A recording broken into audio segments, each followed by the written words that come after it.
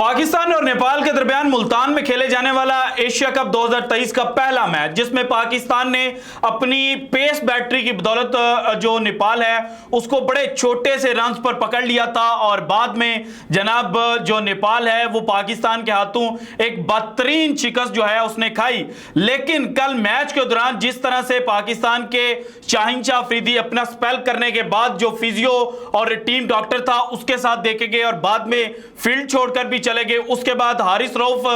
Bowling के लिए आए। हारिस रऊफ ने बड़ी तेज रफ्तार और बड़ी तबाही मचाने वाली जो बॉलिंग है वो की, 2 विकेटें भी उन्होंने हासिल की और नेपाल के जो बैट्समैन थे उनका जो बल्ला है वो भी तोड़कर रख दिया। लेकिन अपना स्पेल करने के बाद वो भी ग्राउंड से बाहर चले गए और जनाब कप्तान बाबर आजम जो हैं वो फील्डिंग के दौरान ड्रेसिंग रूम में मिकी आर्थर के साथ बैठे हुए नजर आए। तो इस चीज को लेकर इस वक्त सोशल मीडिया पर एक ऊधम मचा हुआ है और भारतीय मीडिया तवातुर के साथ ये खबरें दे रहा है कि भाईजान पाकिस्तान के जो 3 की प्लेयर्स हैं वो एशिया कप का जो सबसे बड़ा मुकाबला है जो 2 सितंबर को पाकिस्तान और भारत के दरमियान खेला जाना है, उससे जनाब पाकिस्तान के 3 की प्लेयर्स जो हैं उनको फिटनेस मसाइल हो चुके हैं और पाकिस्तान का जो पलड़ा भारी लग रहा था वो जनाब अब पलड़ा जो है वो नीचे जा चुका है और पाकिस्तान के लिए बहुत बड़ा जो डेंट है वो आने वाले जो 48 घंटे हैं उनमें मिलने जा रहा है। सो आज की वीडियो में मैं आपको बताऊंगा कि क्या वाकई पाकिस्तान की पेस बैटरी के जो 2 अहम तरीन रुकन हैं यानी कि शाहिन अफरीदी और हारिस रऊफ, क्या वो वाकई इंजर्ड हैं या जनाब उनकी इंजरी को लेकर इस वक्त भारतीय मीडिया जो है वो झूठ बोल रहा है। नंबर 1 इसके ऊपर डिटेल से बात करेंगे। नंबर 2 शाहिन अफरीदी जनाब ड्रेसिंग रूम में क्यों गए थे इसकी भी जो अंदरूनी कहानी है वो सामने आ चुकी है। जनाब कादिर ख्वाजा साहब से मेरी स्पेशली बात हुई इस बारे में और मैंने उनसे पूछा कि भाईजान जरा बताएं, क्योंकि सोशल मीडिया पर इस वक्त जो भारत के कुछ वेबसाइट्स हैं, भारत के कुछ जो मीडिया हाउसेज हैं, उनकी खबरों को लेकर बहुत ज्यादा सवाल किए जा रहे हैं और पूछा जा रहा है कि भाईजान इंडिया में बैठकर उन लोगों को बताया कि पाकिस्तान क्रिकेट टीम जो है वो इंजरीज का शिकार हो चुके हैं, तो आप हमें क्यों इस बारे में नहीं बता रहे और आप हमें क्यों जनाब जो एक्यूरेट इंफॉर्मेशन है वो नहीं प्रोवाइड कर रहे। तो उन्होंने क्या कहा है ये भी मैंने आपके साथ शेयर करना है। लेकिन उससे पहले जनाब कल जो मैच पाकिस्तान और नेपाल के दरमियान खेला गया था, इस मैच में कई रिकॉर्ड जो हैं वो पाश हुए। सो सारे रिकॉर्ड्स एक एक करके आपको बताता हूं, उसके बाद कादिर ख्वाजा और फिर शाहिन अफरीदी और हारिस रऊफ और बाबर आजम ड्रेसिंग रूम में क्यों बैठे हुए थे ये मैंने आपके साथ शेयर करना है। सो सबसे पहले देखें कि कल जनाब पाकिस्तान टीम जो है उसने 238 रन के मार्जिन से जनाब जो मैच था वो जीता था। सो ये जो 238 रन का मार्जिन था ये एशिया कप की सेकेंड बिगेस्ट विन थी। इससे पहले जनाब जो भारत है वो हांगकांग के खिलाफ 2008 के सीजन में 256 रन के मार्जिन से जीत चुका है। सो पाकिस्तान ने एशिया कप का सेकंड बेस्ट विनिंग मार्जिन जो है वो बना लिया है। और इसके बाद जनाब पाकिस्तान टीम ने चूंकि जनाब 342 रन जो थे वो स्कोर किए थे 6 विकेटों के नुकसान पर नेपाल के खिलाफ। सो नेपाल के खिलाफ अब तक का जो हाईएस्ट रन है वो पाकिस्तान ने कल रात जनाब मुल्तान में बनाया था। इसके बाद बाबर आजम ने जिस तरह से कल सेंचुरी बनाई तो पहला रिकॉर्ड तो उन्होंने अपने नाम किया कि जनाब 102 इनिंग्स में उन्होंने तेज तरीन 19 सेंचुरियां जो हैं वो बनाने का रिकॉर्ड अपने नाम कर लिया, जो पहले साउथ अफ्रीका के हाशिम आमला के पास था जिन्होंने 104 इनिंग्स खेलकर जनाब जो 19 सेंचुरियां हैं वो बनाई थी। लेकिन इसके साथ ही जनाब जो बाबर आजम का 151 रन थे नेपाल के अगेंस्ट, ये जनाब जो एशिया कप का सेकंड हाईएस्ट इंडिविजुअल स्कोर जो है वो बन चुका है। इससे पहले जनाब जो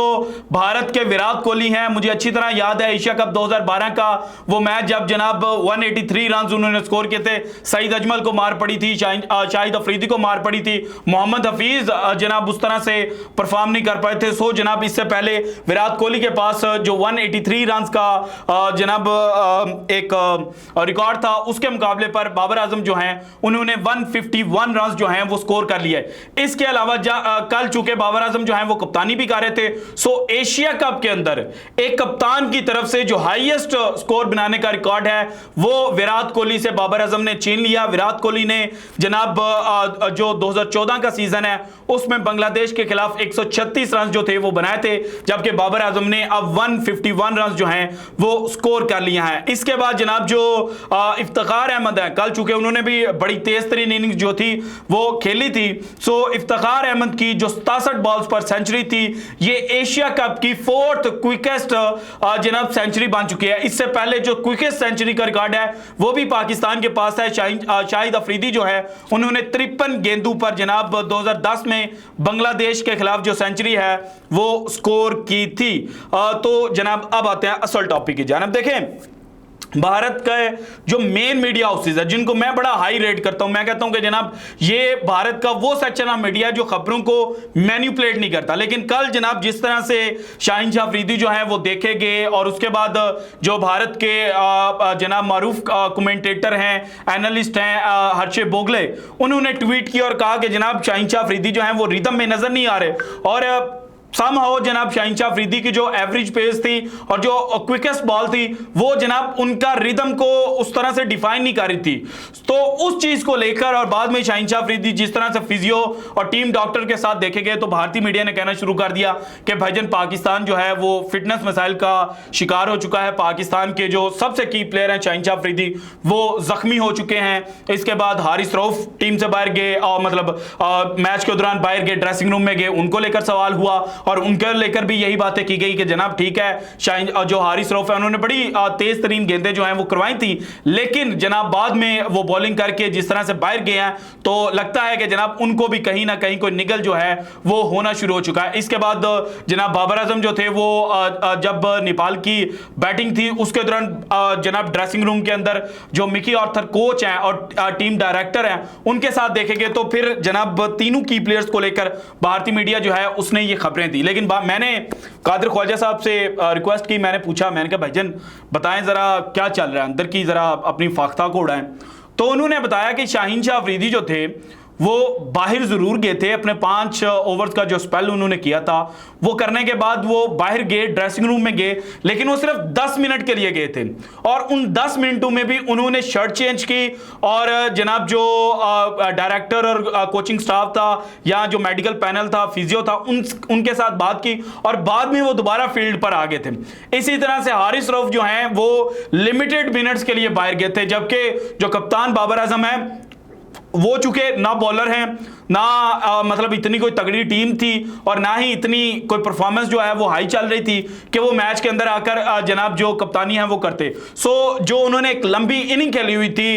मुल्तान का जो जिस तरह से वेदर था कि कल जनाब जो